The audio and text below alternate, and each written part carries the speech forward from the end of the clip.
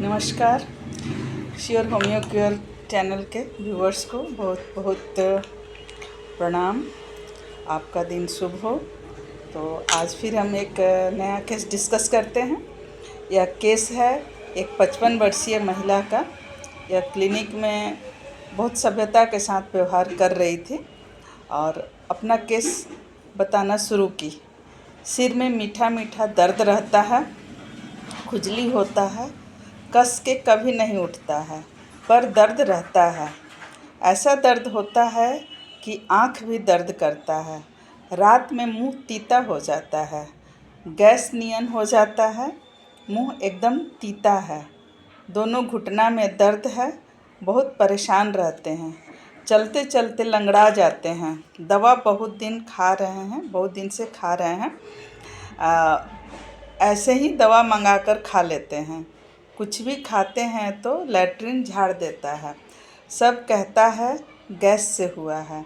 दर्द के समय काम करने का मन नहीं करता है। लगता है जल्दी ठीक हो जाएं और काम करें।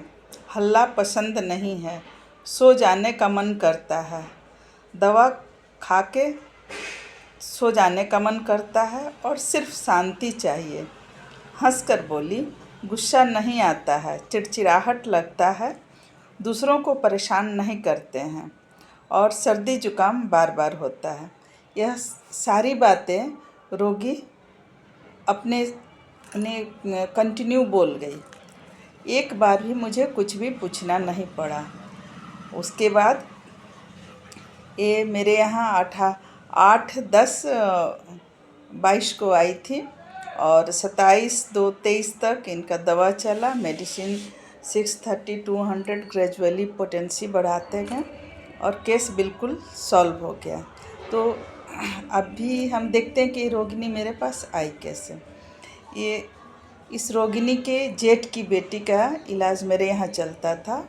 वो मेरी पुरानी पेशेंट थी। वह बताती है सारी बातें। रोगिणी अपना प्रॉब्लम बताती, उसके बाद जो लेकर आई थी वो बताती है। मेरी चाची बहुत अच्छी है, माँ नहीं थी पर माँ की कमी नहीं महसूस होने दी।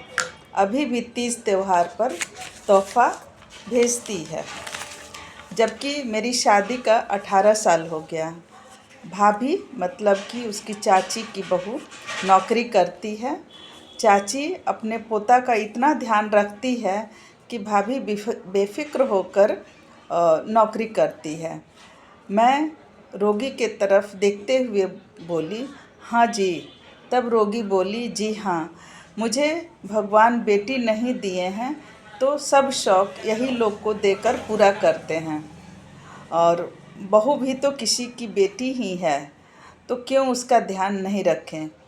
पोता भी मेरा ही है, मेरा भी मन लगा रहता है और बहू भी निश्चिंत होकर नौकरी करती है, 4 पैसे घर में जोड़ती है।